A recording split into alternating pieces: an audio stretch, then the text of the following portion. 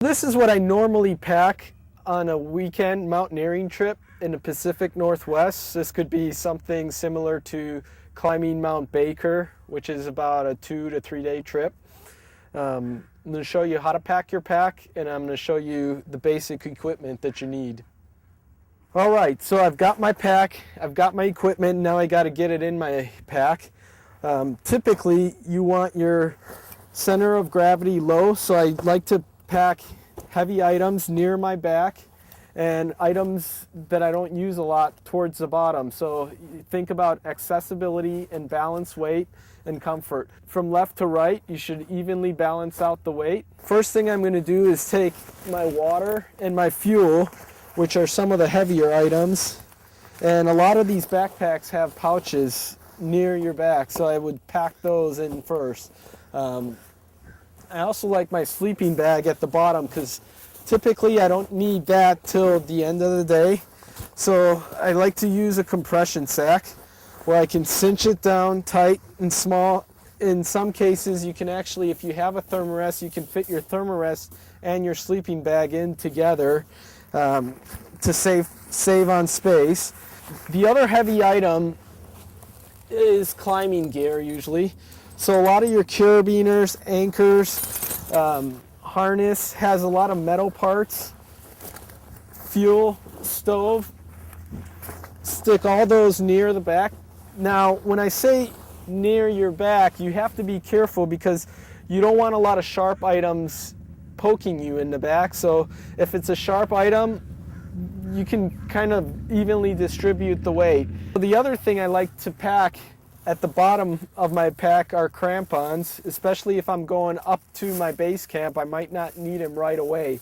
I like to make sure your crampons, they have really sharp edges, so make sure they have some type of rubber or other protective material on the sharp teeth. And I like to take just a normal bag to put them in, because later on when you take them off, they're probably going to be wet from the snow, and so you don't want your equipment getting wet from your crampons. Some of them come with special pouches you can carry on the outside of the pack. If that works for you, great. Helmet, medical kit. Some people like to pack easily accessible for emergencies. I tend to pack it towards the bottom of my pack. If I feel like I have an emergency, the adrenaline would be kicking in, so I could actually get it out pretty quick, and it's something that I normally don't use a lot, and so I'll pack that at the bottom. Space blanket for another emergency item, packed towards the bottom. And then most of your clothing, on the trail I typically dress pretty light, and I'll leave my Gore-Tex top, Gore-Tex bottoms, hat and gloves out, and maybe one other jacket, but then the rest of my clothing I like to pack towards the bottom. I'll take a thermarest or another type of pad, a foam pad. Sometimes I might take both if it's going to be really cold outside. Depending on the trip, you need to add or remove items. If it's a simple backpacking trip, you don't need a lot of climbing gear. If it's rock climbing, you might need different climbing gear, so adjust according to what you're doing. On these thermarests, it helps if you open them up and let the air out before you pack them in, and then once it's nice and tight, I close it off again. Now remember I said have water close to your back, but you also need water that's easily accessible. So a lot of times I'll keep one bottle on the outside, or if you have a hydration system inside your pack, run the tube through. Next comes my cooking gear and food. Of course I'm going to leave my lunch and snacks easily accessible, but the rest, dinner, you can pack in. Stove, cook kit, pack it in. Any open spots, make sure you fill them. Left with Gore-Tex. In case it starts raining on me, I have that fairly accessible at the top. Essential items, map, compass, radio, sunscreen, sunglasses, knife, metal match, all those things I like to pack at the top. I've still got a little bit of room left at the top. You can actually create even more room if you need it. Most packs have a zippered flap at the top and then another one on the top as you open it up on the inside. I utilize both spaces. In fact, gloves and hat can go in there. Never know when you'll need those. If it's summertime, I'd probably pack those down lower. I won't use them till summit day when I'm going up from base camp to the summit. If it's springtime or wintertime, definitely pack them towards the top.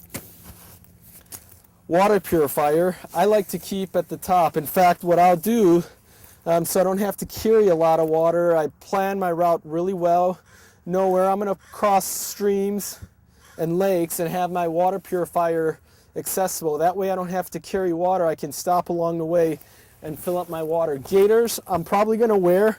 If I'm not going to wear them, I just leave them on the outside.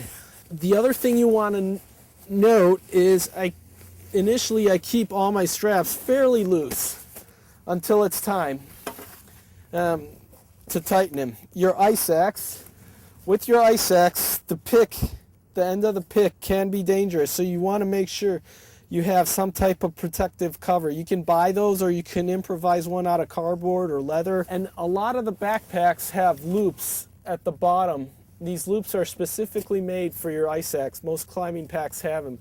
So you insert your ice axe into the loop and then you twist it around 3-4 times until it's fairly tight and just leave it. Later on, if your pack has a strap at the top, you could strap it in. I usually wait till I close the top and that's where I strap it in. My rope, I like to carry on top. It helps me balance my pack because I could adjust it from side to side. Some packs have a line that actually clips over and holds the rope in. And along with the rope, I like to put my tent at the top. Usually when I'm climbing with buddies. If I'm carrying a tent, we'll take the poles, the rain fly, and the actual tent and divide it amongst 3 people, so it's a lot lighter. Take your ice axe.